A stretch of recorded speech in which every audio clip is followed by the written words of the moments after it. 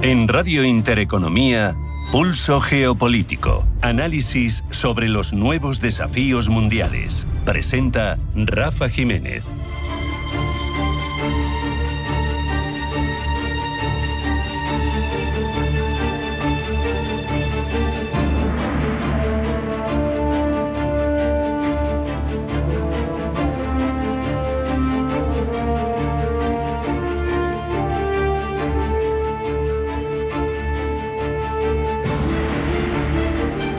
Bienvenidos a Pulso Geopolítico.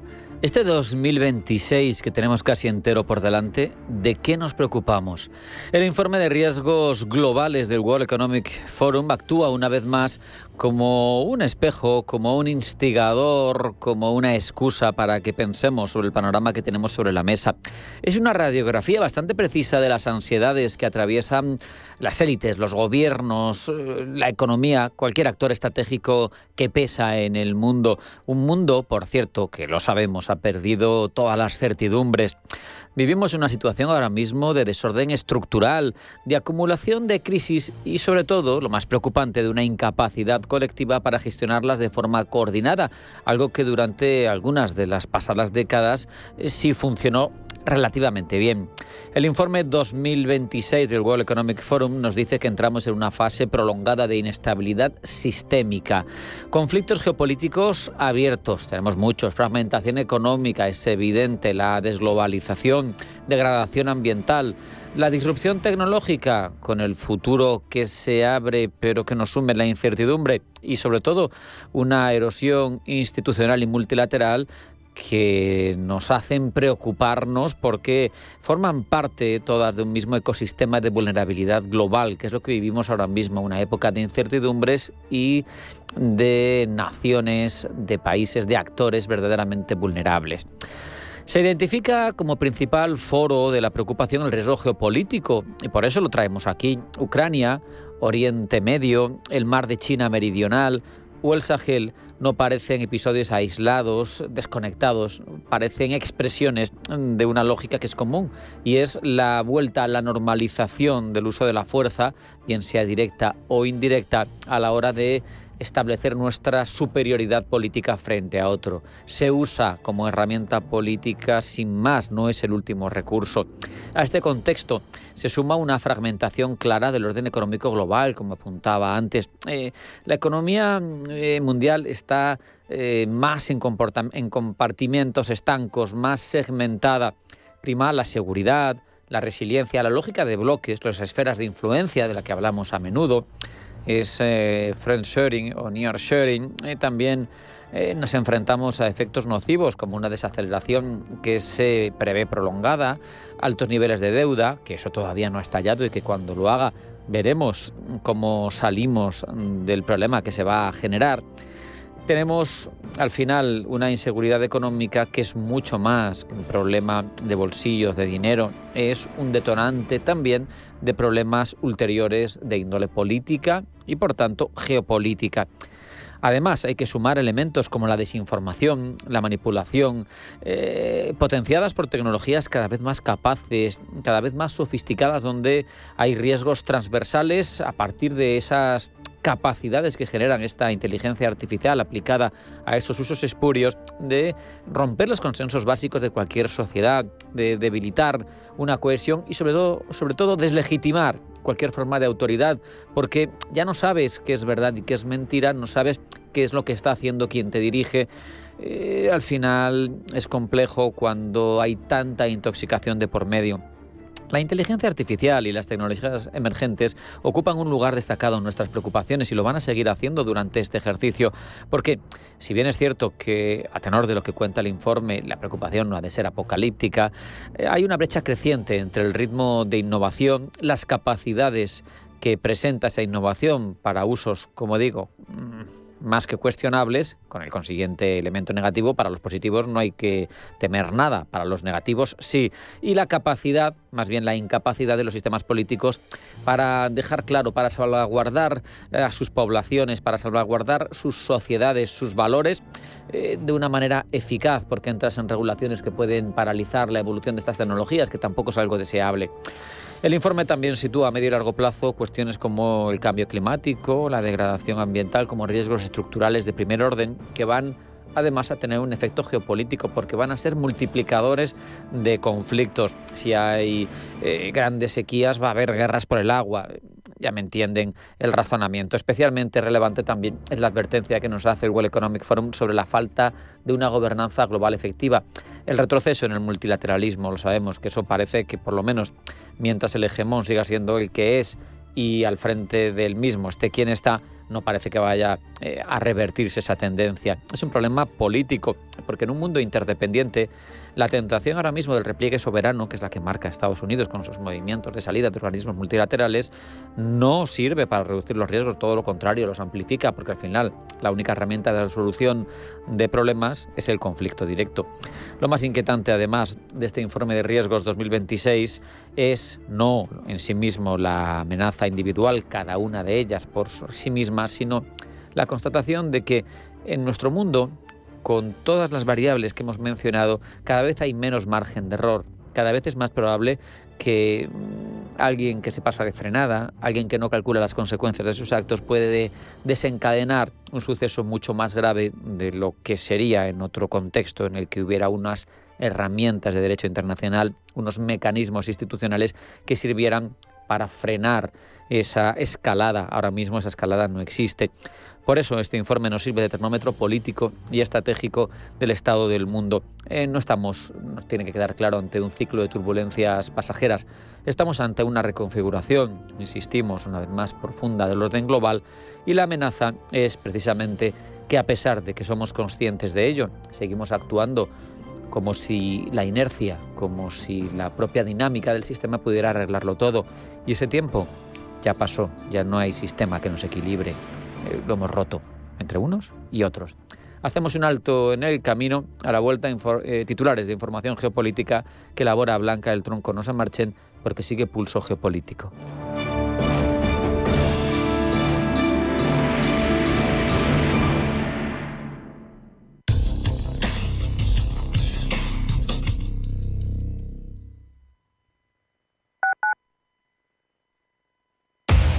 Somos aquello que siempre quisiste ser. Creamos aquello que siempre quisiste tener. Las reglas del juego han cambiado. Somos traders. Operamos. Black Bear Broker. El broker de los traders. Radio Intereconomía. ¿Por qué ayudan los que ayudan? Trabajadores sociales, educadores, voluntarios, investigadores. A pesar de las dificultades, dedican su día a día a ayudar a los demás porque creen en la utopía de una sociedad más justa para todos. Porque lo imposible solo es un poco más difícil que las cosas difíciles. Fundación La Caixa. Creer para transformar.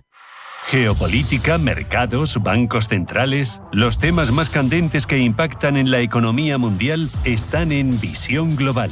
Cada tarde de lunes a viernes a las 7 con Marta Isern. Visión Global.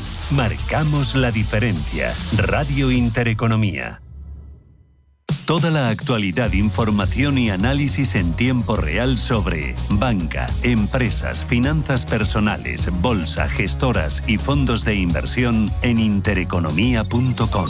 Con la opinión de los mejores expertos del mundo económico, empresarial y bursátil. Toda la programación en directo y con la posibilidad de escuchar en cualquier instante los mejores momentos de la emisora española líder en información económica. Sigue bien informado en intereconomía.com. Cierre de mercados es como el punto en la I. Un programa que deja las cosas en su sitio. Hola, te habla Javier García Viviani. A las 3 de la tarde comenzamos a Cierre de Mercados en Radio Intereconomía. La mejor manera de estar informado de toda la actualidad económica. Di que nos escuchas.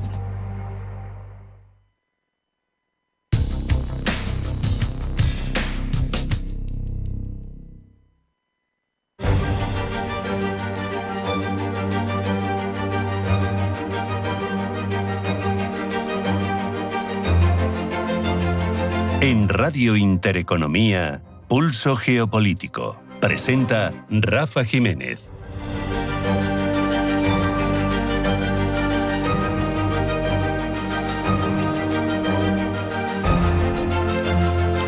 Desgranamos a partir de este punto lo más relevante de la geopolítica, primero con los titulares que elabora Blanca del Tronco. Blanca, bienvenida, buenas tardes. Buenas tardes. Trump anima a los manifestantes en Irán a continuar con las protestas. Asegura el presidente estadounidense que la ayuda está en camino, por lo que insta a los manifestantes a tomar instituciones. Desde el gobierno iraní advierten a Trump de que su país atacará bases estadounidenses en la región si Washington lanza una ofensiva contra la nación persa. Entre tanto, China, el mayor socio comercial y principal comprador de petróleo iraní, mantiene un perfil bajo, limitándose por el momento a pedir a Estados Unidos que no interfiere sin revelar si está en contacto con Teherán. Francia califica las acciones de Estados Unidos en Groenlandia de chantaje. Críticas de Francia después de que Donald Trump dijera que Washington podría adquirir el territorio y tomarlo por la fuerza. Para el ministro francés de Exteriores, en Groenlandia no está en venta y el chantaje de Estados Unidos debe, dice César Llano. El Barrota ha anunciado además que Francia abrirá un consulado en la isla el 6 de febrero en clara señal política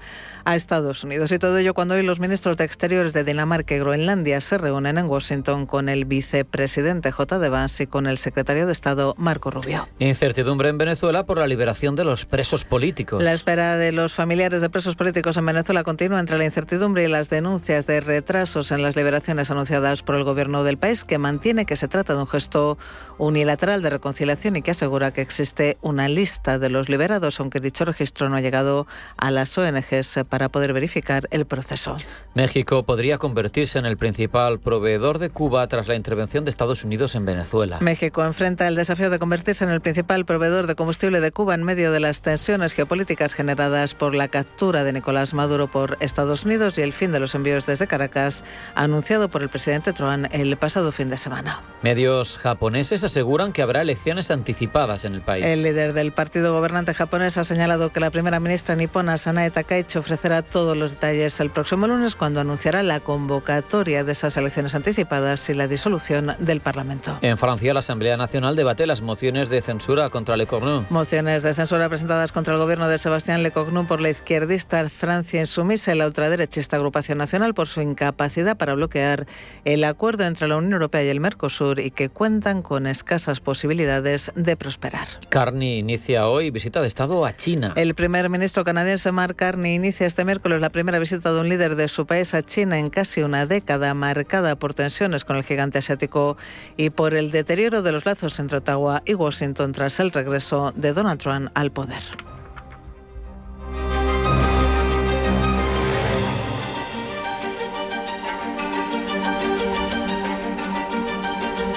Ampliamos ya todas estas informaciones, Blanca. La dialéctica entre Estados Unidos e Irán se eleva después de que Donald Trump haya animado a los manifestantes a continuar las protestas contra el régimen de los ayatolás, porque la ayuda, dice Trump, está de camino. A los patriotas iraníes, seguid protestando contra las instituciones y contra los asesinos y abusadores que están abusando gravemente de vosotros, porque estáis pagando un precio muy alto, y yo he cancelado las reuniones con los funcionarios iraníes hasta que cesen los asesinatos sin sentido de manifestantes, y os digo que la ayuda está en camino. Ya habéis visto que he sancionado a cualquiera que haga negocios con Irán. Desde Irán acusan al presidente estadounidense de fomentar la desestabilización, incitar a la violencia y amenazar la soberanía e integración territorial del Estado persa, y advierten de que atacarán las bases de Estados Unidos en la región si Washington bombardea el país. En una carta remitida a Naciones Unidas, el embajador iraní ante la ONU asegura que Estados Unidos e Israel tienen una responsabilidad legal directa e innegable por la consiguiente pérdida de civiles inocentes, en particular entre los jóvenes. Las protestas ciudadanas en Irán, que comenzaron el 28 de diciembre, han provocado por el momento la muerte de 1.850 personas, incluidas 9 menores, y más de 16.700 detenciones. Tensión en Irán ante la que Donald Trump, como decimos, no se ha quedado callado. El presidente estadounidense estaría barajando distintos escenarios sobre el Estado persa. Rubén Gil. Donald Trump parece tener clara la ventana de oportunidad que estas protestas en Irán le han proporcionado. El objetivo del presidente estadounidense no es tanto Irán como potencia regional, sino cómo posicionarse ante un posible debilitamiento del régimen de los ayatolás. El apoyo político y simbólico a los manifestantes es la opción más inmediata y visible. Así, Trump en las últimas semanas ha hecho declaraciones públicas de apoyo a los manifestantes, ha mandado mensajes directos al pueblo iraní y ha denunciado al régimen de Teherán por la violación de los derechos derechos humanos. El presidente estadounidense podría estar barajando además sanciones selectivas sobre Irán ligadas a la represión, sanciones personales a jueces, policía e incluso a la Guardia Revolucionaria. Sobre la mesa también la congelación de activos y las restricciones de visados, pero sobre todo la implantación de un arancel del 25% a cualquier país que mantenga relaciones comerciales o haga negocios con Irán. Por el momento, la contención parece la opción elegida por Estados Unidos. Sin embargo, las tornas podrían cambiar en breve. En los últimos días, Trump ha insinuado y dejado abierta la posibilidad de que Estados Unidos pueda recurrir a una intervención militar en aquel país, aunque sobre esto aún no hay una decisión formal ni una orden concreta de ataque, aunque Israel, aliado clave de Estados Unidos, ha elevado su estado de alerta. No obstante, e incluso si Trump quiere actuar militarmente, hay limitaciones prácticas. Estados Unidos no tiene grandes grupos navales desplegados en la zona y cualquier ataque podría desencadenar represalias de Irán contra intereses estadounidenses o aliados en la región. Como vemos en estos momentos, todas las opciones en Irán están sobre la mesa, pero ¿cómo ha actuado Estados Unidos en ocasiones similares? Gemma González. No es la primera vez que Estados Unidos se enfrenta a este escenario donde debe decidir cómo actuar en un Irán con protestas en las calles. En 2009, un movimiento urbano de clase media y muy concentrado en Teherán tuvo lugar tras las elecciones que llevaron al poder a Ahmadinejad. En ese momento, con Obama en la Casa Blanca, la respuesta de Estados Unidos fue de cautela extrema, mostrando un apoyo retórico muy limitado y con miedo a que el régimen acusara a los manifestantes de ser agentes de Estados Unidos. El régimen reprimió con éxito las protestas, usó la narrativa de interferencia extranjera y el movimiento civil quedó descabezado. El escenario de protestas actual es distinto. Las protestas no son solo en Teherán, están más descentralizadas, hay un menor liderazgo visible y la participación de clases populares, minorías étnicas y mujeres y jóvenes. Esto hace al movimiento más resistente, pero también más difícil de transformar en un cambio político. El futuro de Groenlandia, cambiamos de tema, se debatirá hoy en la Casa Blanca en un encuentro que se vaticina tenso. El vicepresidente J.D. Vance acogerá junto a Marco Rubio a los ministros de Exteriores de Dinamarca y Groenlandia para poner sobre la mesa de negociaciones los intereses de ambos países. De la compraventa a la intervención militar, ¿qué opciones tiene Groenlandia? Pablo Llanone. El encuentro, que empezará a partir de las 10:30 de la mañana, hora de Washington, se produce a petición de Copenhague, que quiere tratar cara a cara las intenciones que Donald Trump lleva más de 6 meses expresando. Dinamarca y Groenlandia acuden con las ideas claras, en apariencia. El presidente de la isla del Ártico, Jens Frederik Nielsen, ha aseverado que si Groenlandia tiene que escoger ahora mismo entre Dinamarca y Estados Unidos, elegiría seguir vinculada a Copenhague. La primera ministra danesa, por su lado, ha insistido en que Groenlandia no está en venta. Ha tildado de inaceptable la presión de Estados Unidos para hacerse con la isla, hasta el punto de reconocer que lo más difícil está por venir. Reflejo de la postura europea han sido las palabras del ministro de Exteriores francés, Jean-Yves Barrot, quien tacha de chantaje las actuaciones de Washington.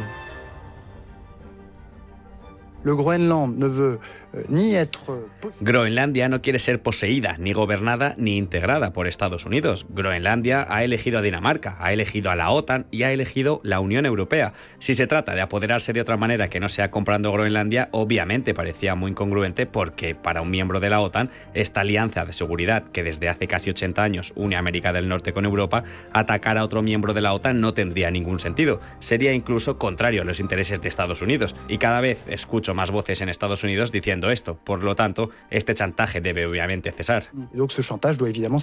Estas palabras de Barrot se pueden interpretar como que las verdaderas intenciones quizá no son tanto comprar la isla como poseerla, aunque esto en la práctica pueda llevar a una propiedad de facto. Jorge Carrera, ex juez de enlace de España en Washington, contempla la posibilidad de un acuerdo que, sin ceder la soberanía danesa sobre la isla, permita a Estados Unidos controlarla para sus intereses de seguridad nacional. A lo que se va fundamentalmente es a conseguir un acuerdo que permita un control por parte de Estados Unidos importante del país en materias que le permitan a Estados Unidos poder hacer un uso de la isla, ampliar, por supuesto, la base militar que en estos momentos tienen, y desde un punto de vista maximalista, pues probablemente lo que más le gustaría a Estados Unidos es conseguir algo así como un acuerdo de libre asociación que les permitiera un control muy fuerte de Groenlandia y en el que prácticamente Dinamarca tuviera pues un papel puramente ceremonial. Esta posibilidad podría integrarse en el marco de la OTAN a tenor de lo solicitado por Reino Unido y Alemania, que llevan llevaban días insistiendo en que la Alianza Atlántica podría invertir más en la región para solucionar las preocupaciones de seguridad de Donald Trump. La presidenta de la Comisión Europea, Ursula von der Leyen, ha declarado que esta iniciativa sería competencia también de la Unión Europea. Greenland is part of NATO. Groenlandia forma parte de la OTAN y cuando hablamos de seguridad en el Ártico, este es uno de los temas centrales de la OTAN. Y sabemos que lo que une a los aliados es el lema siempre claro: uno para todos, todos para una. Así pues, la OTAN es un foro que integra los diferentes intereses existentes. Pero, por supuesto, el Ártico y su seguridad también son competencia de la Unión Europea, sin lugar a dudas. La presidenta de la Comisión prefiere esta opción, pero no descarta la defensa militar de Groenlandia. Ha dicho que los groenlandeses pueden contar con ellos si Estados Unidos invade la isla en contra de su voluntad. Con ello apela a la posibilidad de aplicar el artículo 5 de la OTAN y quizá también, esto lo decimos nosotros, el 42.7 de defensa colectiva de la Unión Europea. Desde luego es un escenario poco deseable y en principio sería preferible que Nuuk, Copenhague y Washington llegasen a un entendimiento. Pero desde luego que J.D. Vance preside la reunión de hoy apunta maneras. El vicepresidente estadounidense es conocido por su retórica antieuropea y podría haber sido elegido para defender hasta la última gota del deseo trumpiano, que sería lograr ese control pleno o a golpe de talonario o a golpe de cañón. Para tensar un poco más el encuentro a poco de que se produzca, Donald Trump ha dicho que no sabe ni quién es el ministro de Exteriores de Groenlandia. Well, that's their problem. That's their problem. I disagree with them. I don't know who he is. No sabe quién es, no sabe nada sobre él y encima no está de acuerdo con él, lo cual, dice, supondrá un problema para la parte danesa y también la groenlandesa. La esperanza está puesta en que bajo estos términos se logren apaciguar las tensiones y no se produzca otro desafortunado encuentro análogo al de Zelensky el pasado año en el despacho Oval. Está en juego el futuro de la Alianza Atlántica. Al fin y al cabo, ¿qué sentido tendría el artículo 5 de la OTAN si un país miembro atacase la soberanía de otro país miembro y nadie hiciese nada al respecto? Dado que no hay ningún precepto que contemple dicha posibilidad en las bases de la alianza, solo podemos imaginar o bien una respuesta conjunta basada en el aislamiento político contra Estados Unidos o una subsunción del caso en el artículo 5, lo cual sería sin duda desastroso. Otro escenario quizá más creíble es lo que se lleva avanzando desde que Trump asumió su segundo mandato. Lo ha dicho Mette Frederiksen: una intervención militar de Estados Unidos en Groenlandia supondría el fin de la OTAN.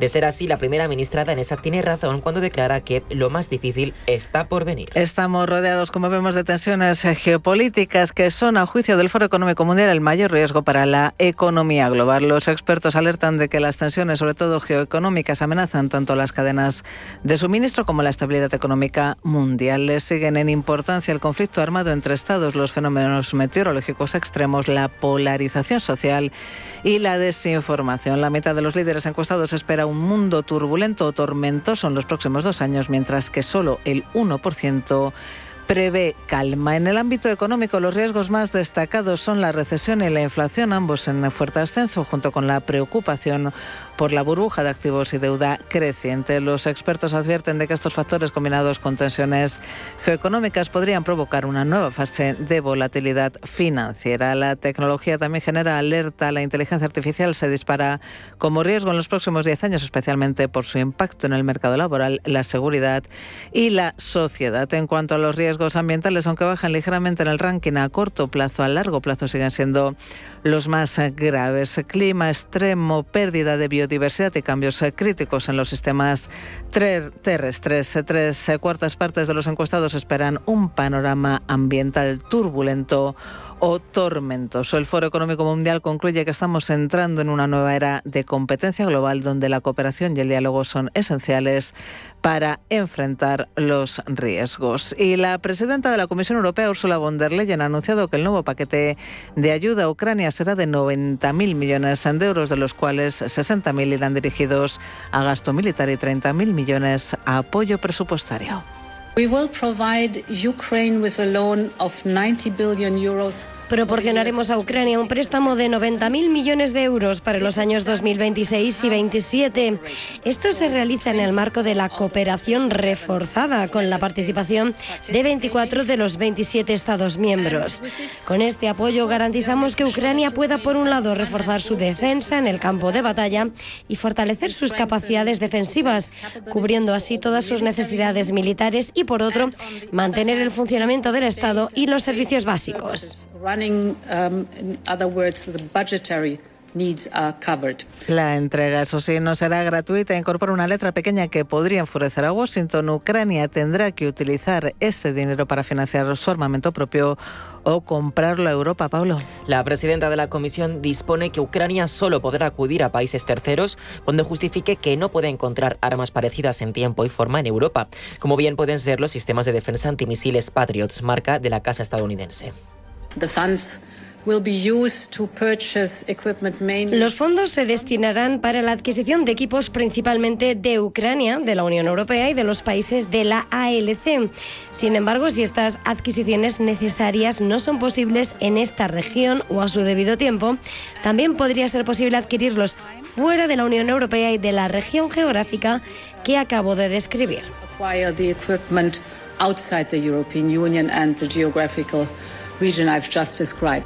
La ayuda llega en un momento de urgencia para Ucrania. Sin ese dinero podría quedarse sin fondos tan pronto como en primavera, con consecuencias que serían nefastas sobre el resultado de la guerra.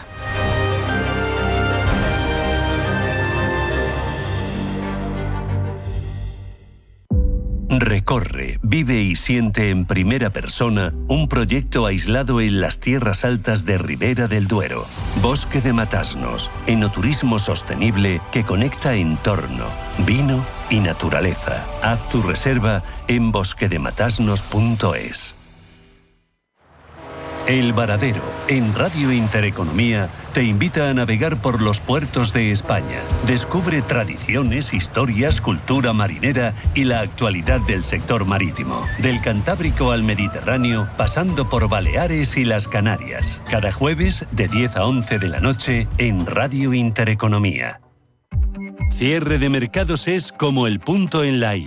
Un programa que deja las cosas en su sitio. Hola, te habla Javier García Viviani. A las 3 de la tarde comenzamos a cierre de mercados en Radio Intereconomía. La mejor manera de estar informado de toda la actualidad económica. Di que nos escuchas.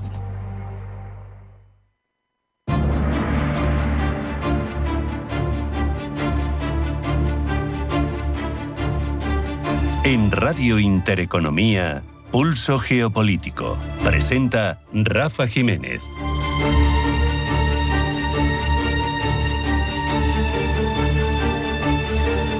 Con el contexto que tenemos en Europa a la sombra de la guerra de Ucrania y escuchando a muchos de los líderes europeos, la pregunta estratégica ya no es si Rusia atacará, sino dónde y cómo, cuándo, ya nos han dicho, en pocos años. Más allá del temido corredor Suwalki, vamos a ver otros escenarios, también menos evidente, la incursión limitada en Letonia o incluso por el Ártico. En cualquier caso, hay muchas posibilidades que desgranamos, partiendo de la base de que el principal objetivo de Moscú no es tanto la consecución de X cantidad de territorio europeo, sino la propia fractura de la unidad europea. Eso lo tratamos durante los próximos minutos con Alfonso López de la Osa, decano de la Facultad de Derecho y Relaciones Internacionales de la Universidad Nebrija. Alfonso, bienvenido, un placer hablar contigo de nuevo. Buenas tardes. Muchísimas gracias. Buenas tardes.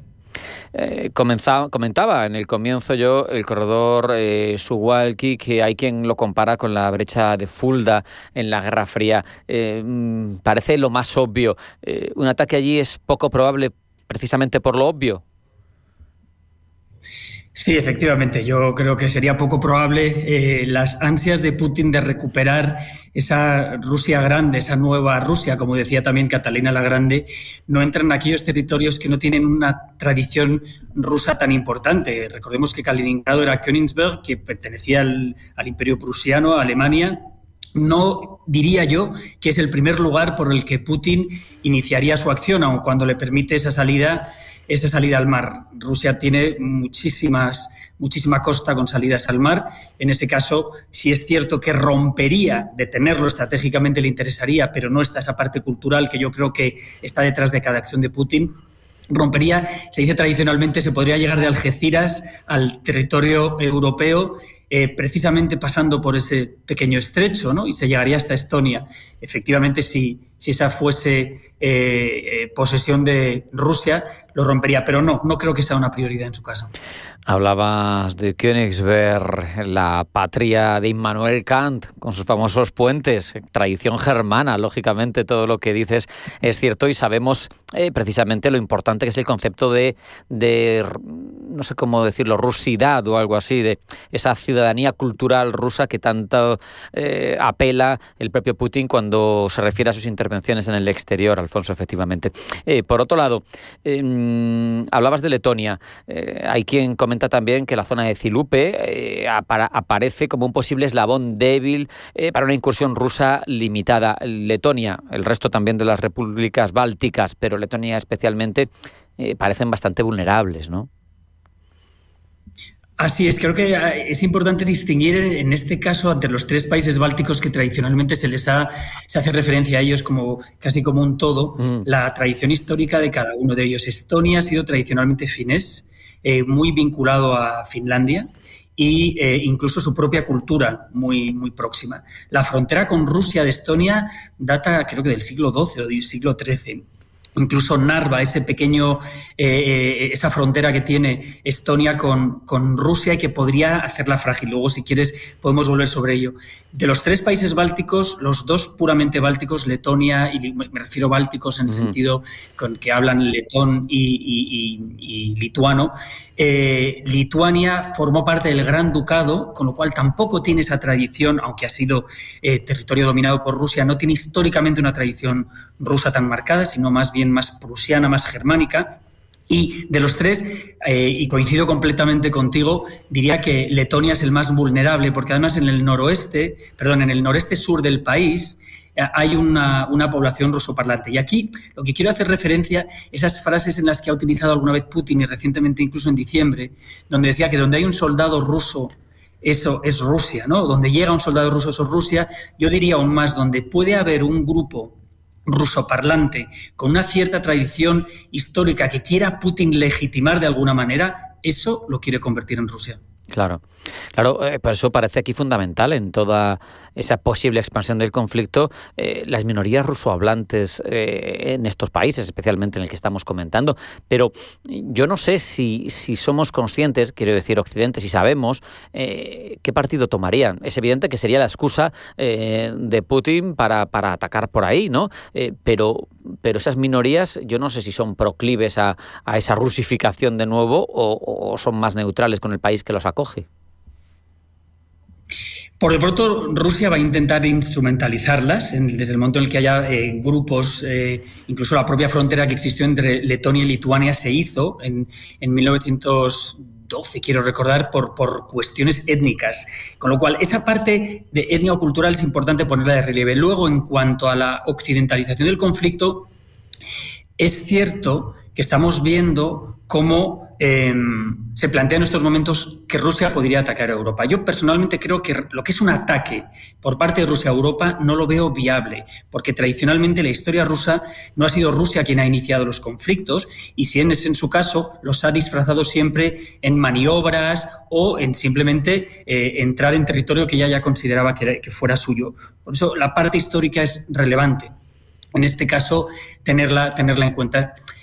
No me gustaría llegar a la alarma social. Lo que sí es cierto es cuando Rusia intente, y podemos luego, si te parece, también comentar por dónde empezaría, cuando intente realmente recuperar ese mundo ruso, Ruski Mir, como dice, ese mundo ruso, ¿qué o cómo reaccionaría Europa? Acabamos de escuchar en vuestra emisión muy interesante la presidenta von der Leyen diciendo precisamente los fondos que va a recibir Ucrania en los años 2026 y 2027. Bien, ¿a dónde va a llegar ese apoyo por parte de la Unión Europea ante una injerencia rusa en los territorios que ella considera suyos? No injerencia por parte de Rusia en Europa, que eso personalmente lo descarto por ahora.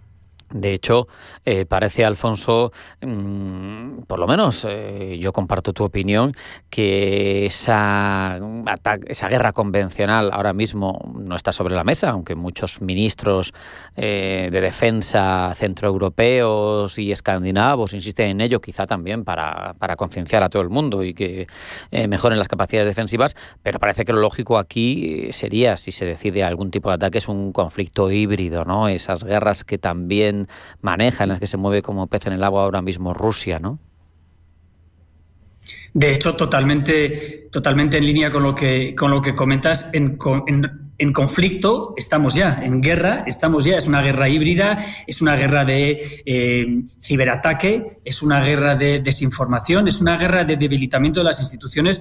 Recordemos que Rusia, desde el momento en el que ha visto que Europa y la Unión Europea está en contra de él o de un proyecto federalizante de la Rusia tradicional zarista, está pretendiendo, buscando de alguna manera, o le beneficiaría, podemos decir, un debilitamiento de la Unión Europea, puesto que conseguiría reforzar todavía más sus ansias de expansión. Se ha planteado recientemente, lo estamos viendo también en la corriente política, es relevante o interesante en este momento una aproximación a Rusia para tratar de calmar un poco las aguas. El mismo Putin dice que lo que no consiga por vía diplomática lo va a conseguir por vía militar, con lo cual yo creo que ya está anunciando el color de lo que quiere hacer. Otras zonas por las que se pudiera empezar por ubicación, prácticamente, Alfonso. No sé qué opinión te merecen en esta hipótesis, ya digo, algo alejada para nosotros, bien es cierto, de un conflicto desatado ya. Pero el archipiélago de Svalbard tendría complicaciones para los rusos. ¿Es más fácil para la OTAN defender esta zona? No lo sé. Ese archipiélago, que es actualmente de soberanía noruega, pero que hasta 1925 era terra nullius, no era de nadie. Con ese acuerdo, los recursos naturales están compartidos entre Rusia y Noruega específicamente. De hecho, Rusia tiene una explotación minera en esa misma zona.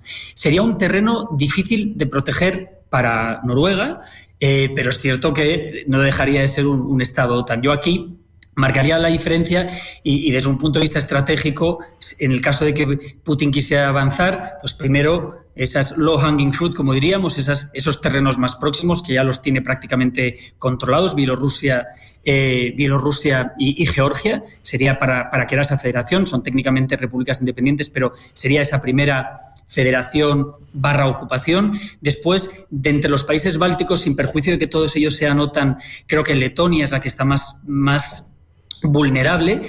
Sigue Estonia, aun con todo, es muy difícil, puesto que hay una serie de tropas británicas y francesas, precisamente en el estrecho de Narva, y que llevan a decir esas dos potencias nucleares. Yo creo que a Putin se le complicaría mucho el entrar por esa zona, aunque tiene esas ansias, lo ha dicho también, de recuperar, no está arrebatando nada a Suecia, como diría Pedro el Grande, está simplemente recuperando lo que era suyo, ¿no? Y estas son palabras de junio de 2022 de Putin, ¿no? Con lo cual, ese sería el segundo. Letonia lo veo menos posible por esa tradición cultural. El archipiélago que comentas, precisamente por ese debilitamiento que puede haber allí, por el propio convenio, está desmilitarizado, con lo cual sería más fácil ocuparlo, pero creo que abriría la caja de Pandora. Es si me permites el paralelismo, lo que a lo mejor podría querer hacer o quiere hacer Trump con Groenlandia, podría querer ser lo que quiere hacer Putin con ese archipiélago, donde precisamente por la proximidad con el Ártico es estratégico. Has hecho un repaso exhaustivo, pero a mí me ha generado dos curiosidades. Armenia también fue república soviética, pasaría, porque al final a Armenia, la pobre, le están quitando territorio por todos los lados continuamente, pasaría o podría pasar, no lo sé, a esfera rusa imperial, si me permites, aunque ahí hay un elemento de complicación, el corredor de Zangezur, ese acuerdo que hay y firmado además bajo patrocinio de Donald Trump para que el petróleo azerí pase hasta Turquía. Entonces ahí es un poco pisar un callo complejo, ¿no?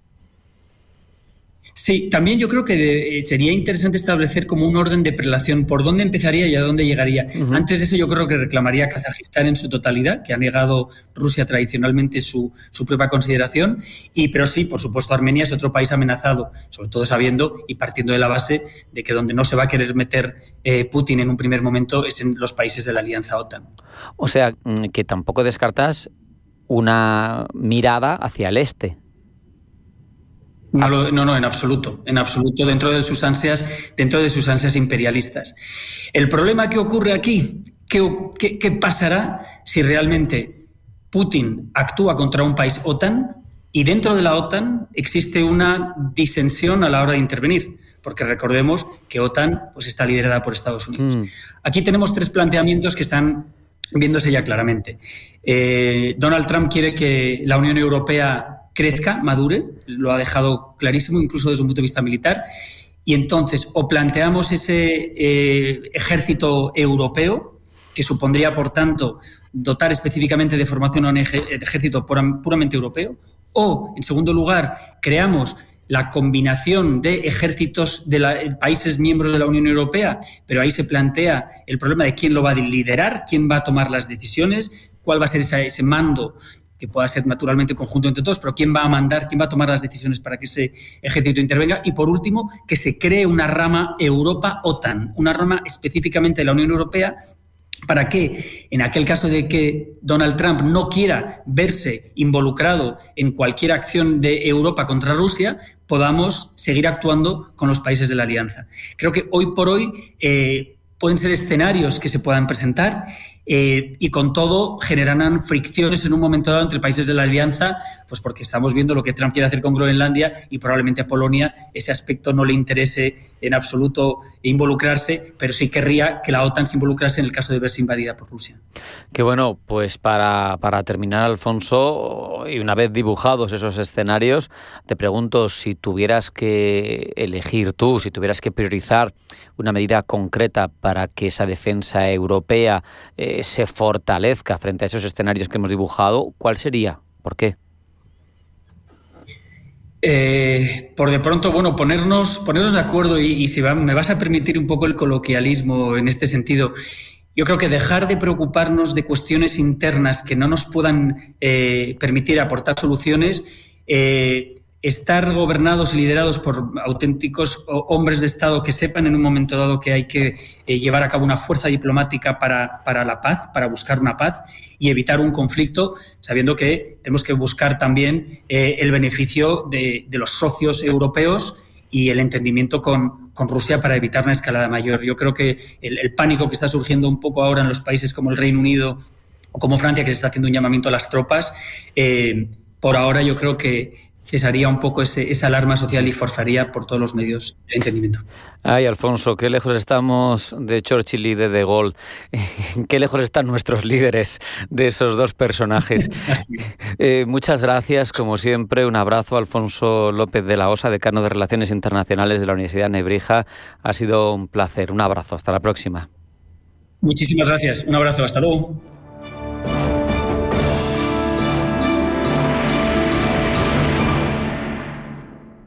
Si solo inviertes en bolsa, te estás perdiendo el 95% de las empresas del mundo. Con Crescenta, accede por fin a una selección experta de fondos de private equity e invierte en las mejores compañías a nivel global. Hazlo digital. Hazlo como imaginas. En Crescenta.com. Estamos en constante cambio. El mundo cambia. Cambia nuestro entorno. Cambios que nos hacen reflexionar. Cambios que nos hacen apostar por fórmulas diferentes. En la radio apostamos por el sector inmobiliario. Súmate al cambio con Intereconomía Inmobiliario. Cada miércoles y jueves a las 11 de la mañana. Con Elena Fraile. En Radio Intereconomía. Nos sumamos al cambio.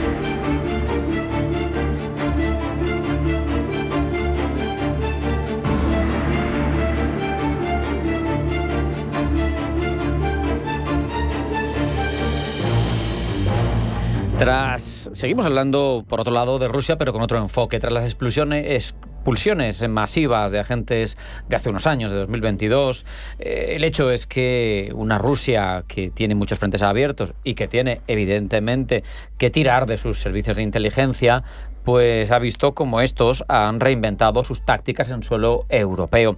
Y por eso charlamos durante los próximos minutos con Juan José Terrero, que es analista internacional y geopolítico, autor de un documento sobre el cambio de estrategia del espionaje ruso, para hablar de ello precisamente y de cómo está evolucionando.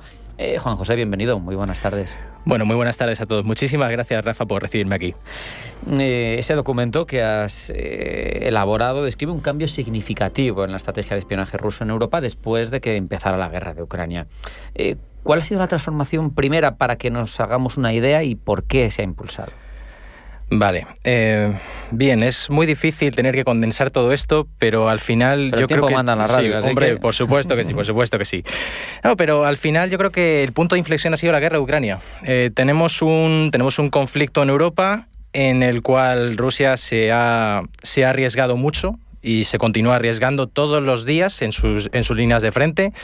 Y luego lo que ocurre por detrás también es bastante caótico, porque se han producido varios cambios. Entonces, en términos de seguridad e inteligencia, Rusia ha perdido toda su red de espionaje, toda la que tenía antes, o por lo menos casi toda la que tenía en Europa. Que era más o menos, para que nos entendamos, sí, los neófitos, sí, era una red tradicional, lo que podríamos ver en una película de espías. Sí. Y sin embargo, ahora está utilizando otros perfiles, está utilizando agentes desechables, y esto es más complejo, ¿no? Es más difícil detectar esto para Occidente. Sí, por supuesto. Hemos pasado de una red de espionaje formada por distintos servicios de inteligencia, como pueden ser el FSB, el GRU, el conocido GRU, y el SVR, que es el de Asuntos Internacionales.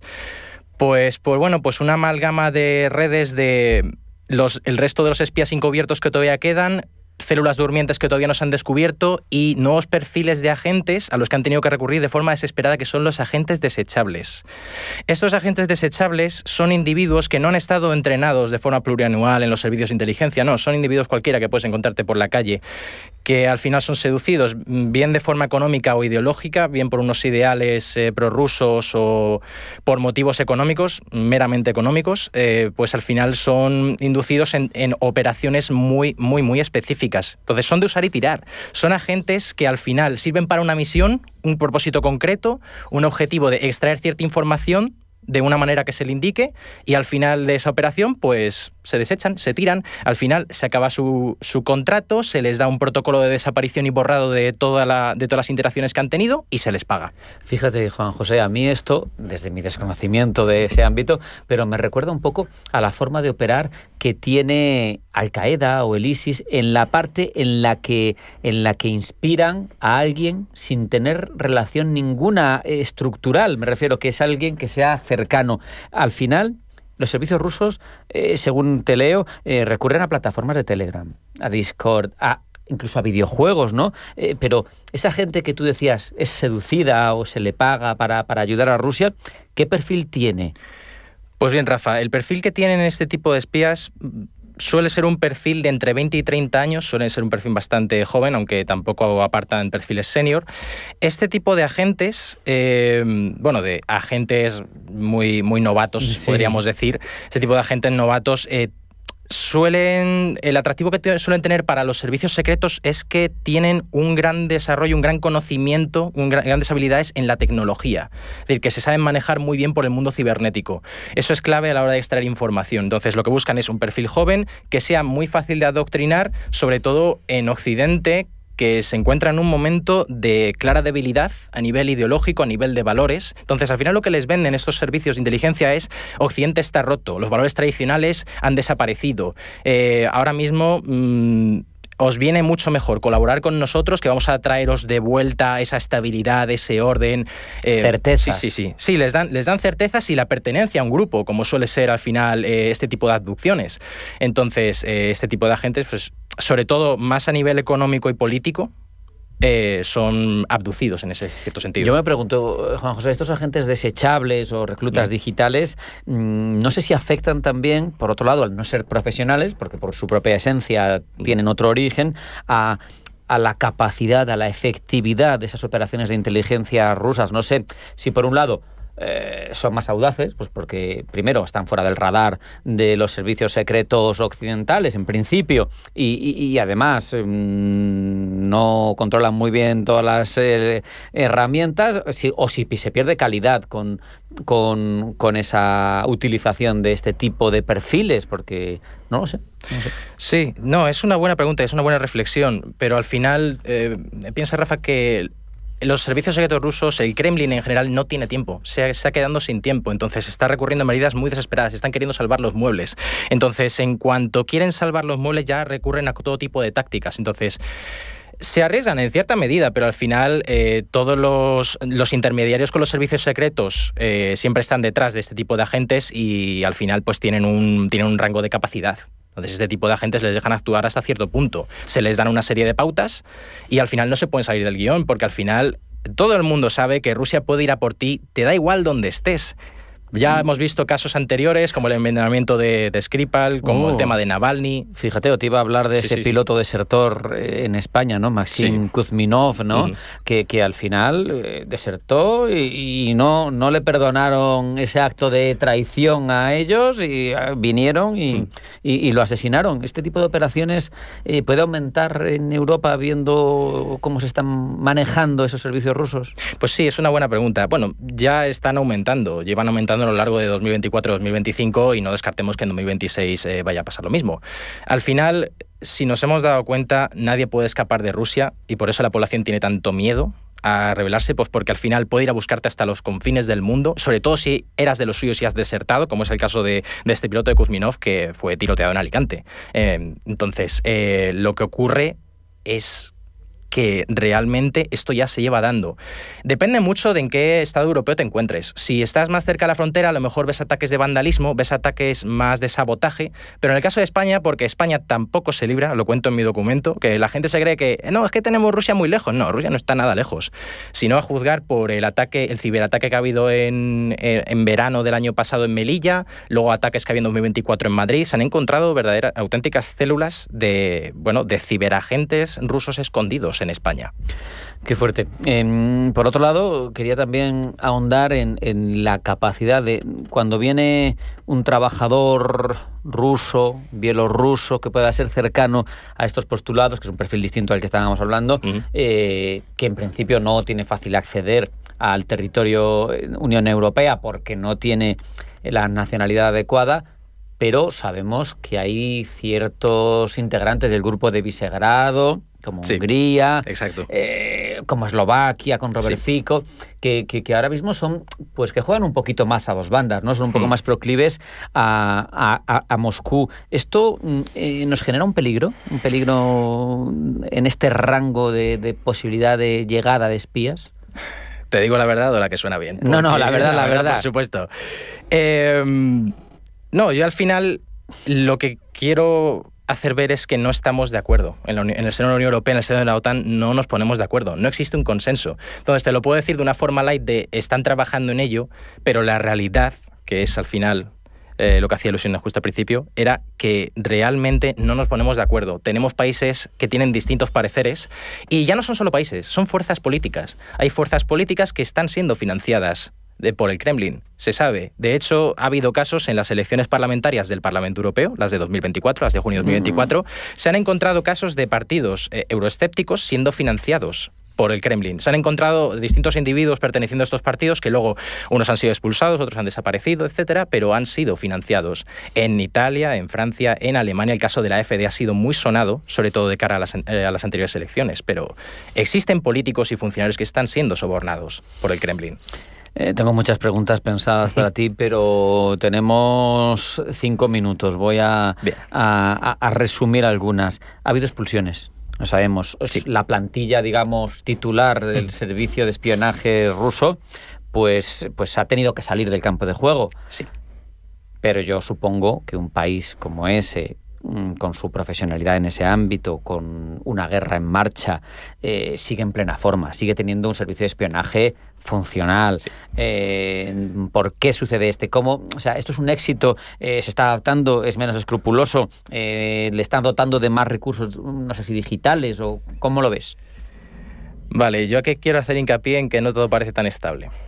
porque desde que estalló la guerra en Ucrania, los propios servicios secretos rusos están teniendo una batalla interna entre ellos. No me digas. Sí. El FSB, el Servicio Federal de Seguridad, era el encargado de los asuntos internos, era como un FBI. Pero ahora le han puesto un departamento de asuntos internacionales y le han puesto al cargo de las operaciones en Ucrania. ¿Cómo le dices tú eso al SVR, que es el de asuntos extranjeros, el de asuntos exteriores, que ahora vas a meter a otro servicio que se supone que está haciendo lo que tú como servicio de asuntos exteriores deberías hacer? Luego está el tema del GRU. El GRU es la inteligencia militar. La inteligencia militar ahora mismo le han dado también las operaciones sobre los países que se supone que, según Rusia, según la cosmovisión rusa, pertenecen a Occidente. Y claro, ¿y tú eso cómo se lo cuentas a los otros dos? Se están peleando entre ellos. Es curioso porque al final Putin era un agente. Sí. Viene de este entorno. Y exdirector del FSB, sí. Claro, entonces él tiene que saber muy bien cómo se maneja, cómo son las competencias, cómo puede haber fricciones entre un servicio y otro que se pisa. Igual lo que quiere es que compitan como los entrenadores cuando tienen 2 jugadores por puesto. Sí, quién sabe, pero al final hay que hacer hincapié en que Putin no es un actor racional. Ya lo hemos estado viendo, se deja llevar por ambiciones personalistas y por cierto ego. Si no, recuerden cuando fue el desfile de la victoria en la plaza de Tiananmen, esa conversación que se le captó con Kim Jong-un y con Xi Jinping sobre la inmortalidad, ese tipo de cosas que a nosotros nos parecen tan utópicas, pero que estos líderes las hablan como si fuera una conversación de cómo está el tiempo.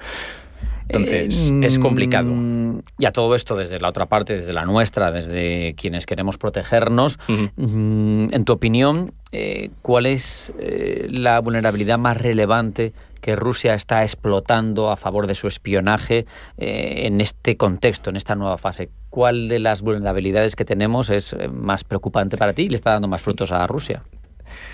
Para mí personalmente es la falta de consenso. Existe una falta de consenso clara en el seno de la OTAN y en el seno de la Unión Europea. Sería lo político. Sí, sería en lo político, también en lo social, porque los ciudadanos cada vez se fían menos de las instituciones y las instituciones europeas ahora mismo están puestas en jaque y tienen que demostrar que estos valores que se han ido estableciendo desde el final desde la Segunda Guerra Mundial y desde la creación del orden internacional basado en reglas siguen existiendo y se tienen que seguir defendiendo. Es lo complicado. Yo no sé cómo lo podemos defender los europeos con un Trump que ha dado carpetazo a ese orden y que ahora habla de superioridades, claro, de esferas de influencia y de quién es el más fuerte, ¿no? Sí, es complicado. Estamos ahora mismo en una situación de máxima inestabilidad y sobre todo ya no solo es eso. Tú piensas que el principio de seguridad nacional queda protegido porque el artículo 4 del Tratado de la Unión Europea te dice que la seguridad nacional es soberanía de cada uno de los estados. Entonces,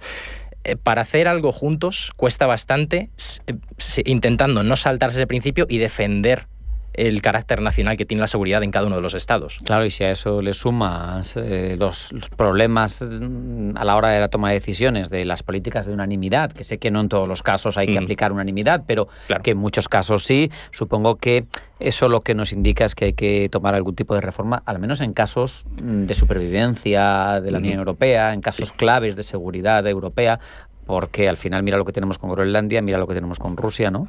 Sí, por supuesto, Rafa. Yo estoy más que de acuerdo contigo en ese sentido, porque el tema de la unanimidad en la política exterior europea, en la política común de seguridad y defensa, es algo bastante contraproducente. Siempre se ha hablado de cambiarlo y de hacer mayorías cualificadas, etcétera, y luego sobre todo el consenso en el aumento de la defensa, que es clave, porque ahora mismo nosotros vivimos una burbuja.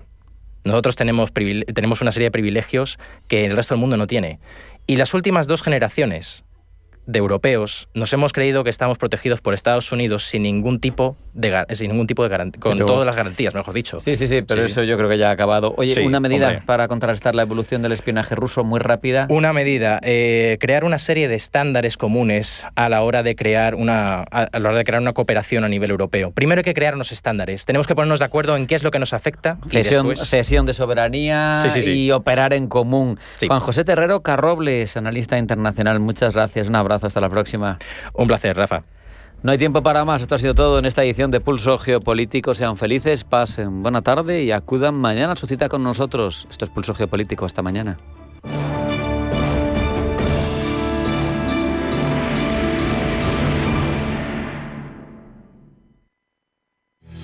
Radio Intereconomía. Información económica con rigor, veracidad y profesionalidad. Nuestros oyentes son lo que escuchan. Estrictos, Precisos, honestos, competentes y capacitados. Di que nos escuchas. Intereconomía, la radio que se identifica con sus oyentes. Geopolítica, mercados, bancos centrales, los temas más candentes que impactan en la economía mundial están en Visión Global. Cada tarde de lunes a viernes a las 7 con Marta Isern. Visión Global. Marcamos la diferencia. Radio Intereconomía. Antes de que amanezca te acompaña, escucha y ameniza las mañanas en Radio Intereconomía. Antes de que amanezca, con Guillermo Sancho Muela. De martes a viernes, de 6 a 7 de la mañana, en Radio Intereconomía.